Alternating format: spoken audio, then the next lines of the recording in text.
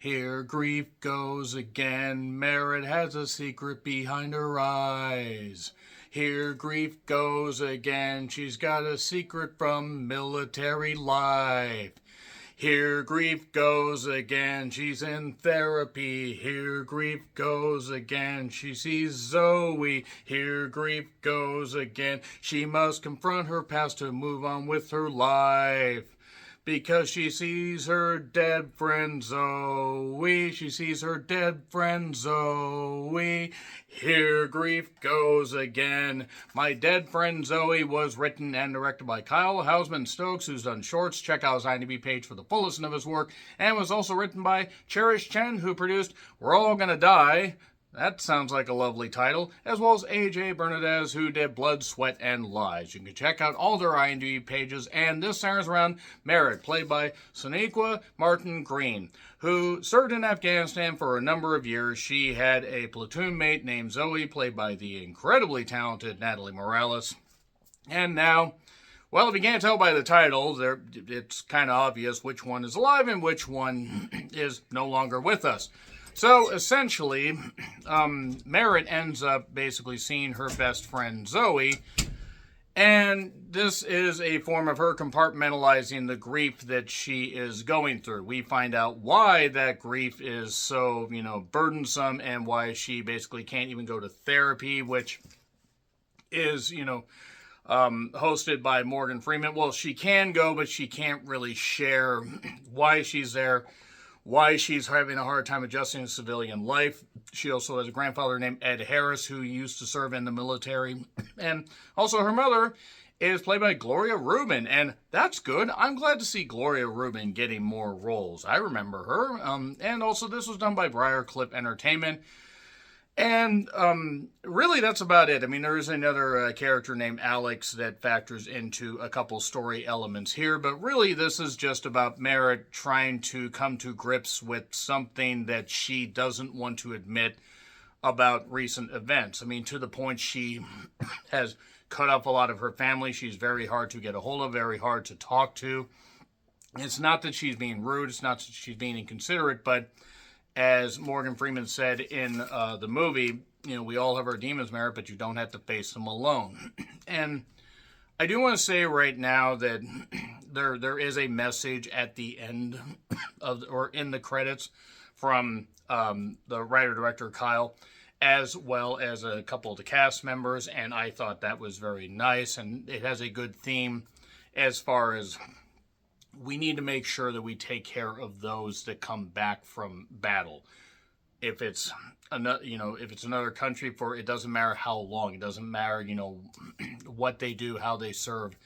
We need to make sure that since they make such a sacrifice, they leave their families, they leave their friends, they want to go, better themselves, serve the country, whatever phrasing you want to go with, or they just feel, in the case of Zoe, that that's the only thing that she can do. Some are military lifers. Others want to get out after serving and, get their education and move on with their life and stuff like that. And we see the horrors of war and the effectiveness. Ed Harris has some great scenes where he, is able to flex his tremendous acting muscles. I mean, let's be honest, Ed Harris is a fucking staple as far as being a great actor.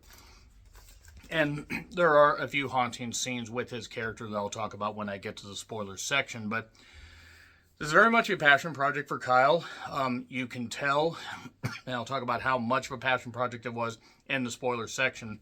And there are a couple minor issues I have with, a lot of this is familiar, but since it feels so personal, that that basically quells a lot of that, and so much of this that would be standard if somebody didn't have these experiences, putting them to film.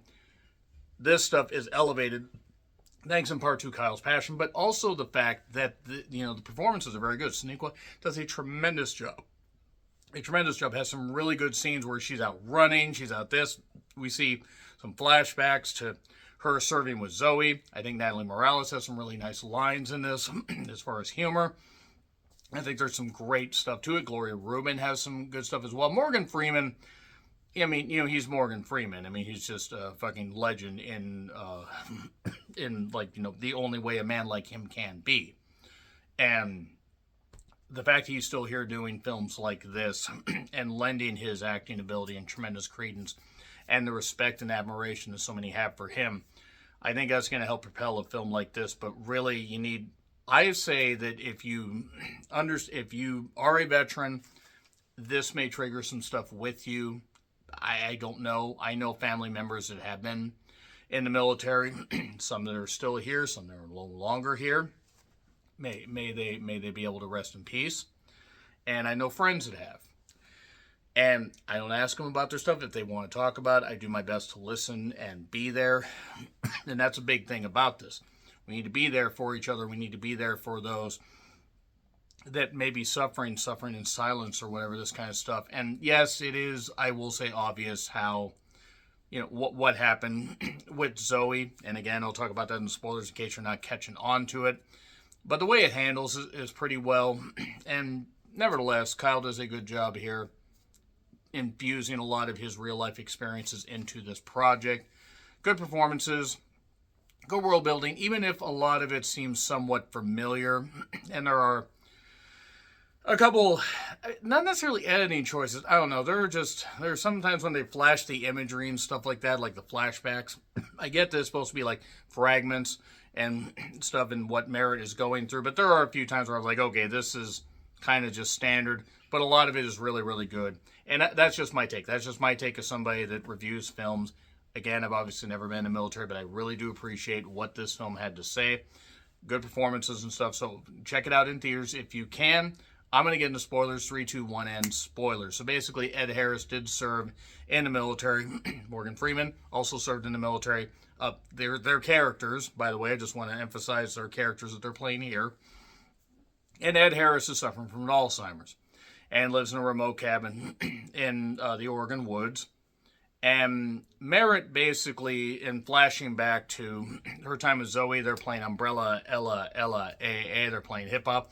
I'll say this, Briar Cliff Entertainment Entry uses hip-hop a lot better than Valiant 1 did. Valiant 1 was not good. Really boxcar standard, military fare there that I think did a disservice to a lot of military movies, while this does a really good job respecting those that are here and are no longer here. And Gloria Reuben's character wants Merritt basically to pick herself up and go help her grandfather, because Merritt wasn't even there for her grandmother's passing. And naturally, Dale, Ed Harris, is not handling it very well. Now, he probably wasn't really, very good before, but now he's in decline. And meanwhile, she's got to complete more therapy sessions to get a release, either to go back in the military or something. I'm not totally sure there. But she also keeps seeing Zoe. Natalie has some good witty lines. But really, it starts to get darker and deeper. And I appreciate how it weaved a few particular genres and did some good stuff. The thing is, and I'm going to skip to the end here, they build it to all this, where she did have a bit of a brief flirtation with a guy named Alex, who runs the retirement home facility that Ed Harris was going to end up going to. And that got revealed in a twist, or not in a twist, but in a way, like at a military honoring service for this particular town. And Ed Harris stomps off. Understandable. I mean, yes, nobody wants to be put in a retirement home, but sometimes we can't take care of everybody like we want to, and we need to make sure that the staff is able to be there for them. We do all have our own lives. We just don't want to forget about them. But Gloria Reuben's even like, I wish that you would have, step up for what you were, step up and be responsible and everything and be honest about this. But again, also, that's also kind of dickish where people don't know what somebody's going through. And that's the thing where Merritt is going through these therapy sessions and she almost gets to revealing stuff, but she can't. And then that kind of hangs over her for a bit. The Alex character, I get why he was there, and I'm not knocking the actor. The character just felt very tacked on. That's like probably my one issue. Nothing against the actor. I thought the actor did fine. And I get why he was there for a particular plot point, but I think you could have almost gotten to that anyway. Maybe with her stumbling over something, talking to the mother, but whatever, it is what it is. And meanwhile, Zoe, the manifestation of grief and everything, this version of Zoe, there is a part where they flash back. Zoe doesn't feel there's any life for her outside the military. Merritt feels that there is for her and Zoe, and she says, "Don't enlist. Let's do what we can. Let's be okay. Let's be friends. I'll help you out," and that kind of stuff. And she's there for her at times, but not often enough. And it's hard for Zoe to adjust to life outside of the military. She's working, she's drinking, but she really wanted to be back in the military, and she really wishes that she had stayed enlisted. And the one time that Merritt did not answer the phone is when Zoe took her life, and that's tough. That's tough, and that would eat at somebody. And that is something where she had to admit it to herself, and then eventually admit it to other people. But it was just something that overrode her psyche and everything, and that would haunt somebody.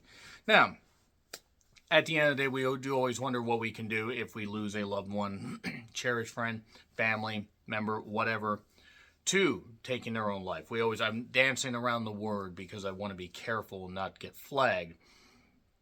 But especially with our, military, former military, it is something that very much weighs. And there are organizations out there and help out there for people, but it's really, really, it's really sad. It is really, really sad. And I think we need to try to be there to be more respectful and everything. And that's the theme about this.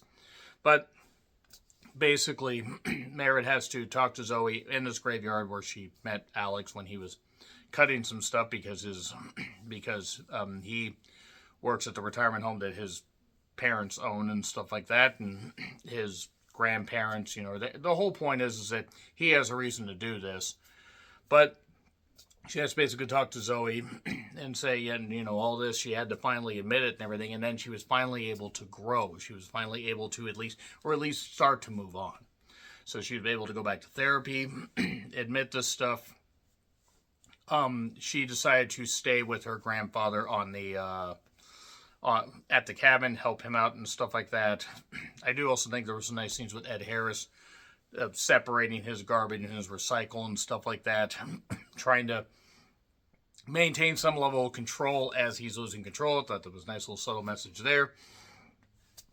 And then we have a bunch of hip hop and we have a bunch of stuff like that, and we overlap with Umbrella, Ella, A. So yeah, B+. I thought it was really good. I thought there were, even with the minor quibbles that I might have, I thought B+. This was really, it was entertaining at times and it was very haunting, and I thought Kyle did a really good job. Now the message at the end of the movie is Kyle is talking about, he talks about how he lost platoon mates. He served in the military, and he's gonna fucking watch this. But respect to Kyle and all those that served. And he talks about losing his platoon mates to taking their own life. And he wanted to do this to get the message out, but also help those. There's, I believe there's a QR code thing at the end about, donating to, I forget what the name of the thing is. I really should have wrote it down. But to help those that are still here, that are struggling. And I thought that was nice. I do hope this movie finds an audience in theaters, especially finds an audience on streaming, and even if one person can be saved, reach out. And if people can realize on the other side, those of us that have not served in the military, that there are those that have served that maybe do need help. Let's do what we can. So it's got a positive message there at the end. It's good stuff. Even if it's been haunting and a couple of the issues. But nevertheless, B+. Let me know your thoughts in the comments. Like, share, subscribe, Twitter, Letterboxd, Blue Sky handles in the description. I'm John Ricklin, and I'll see you soon.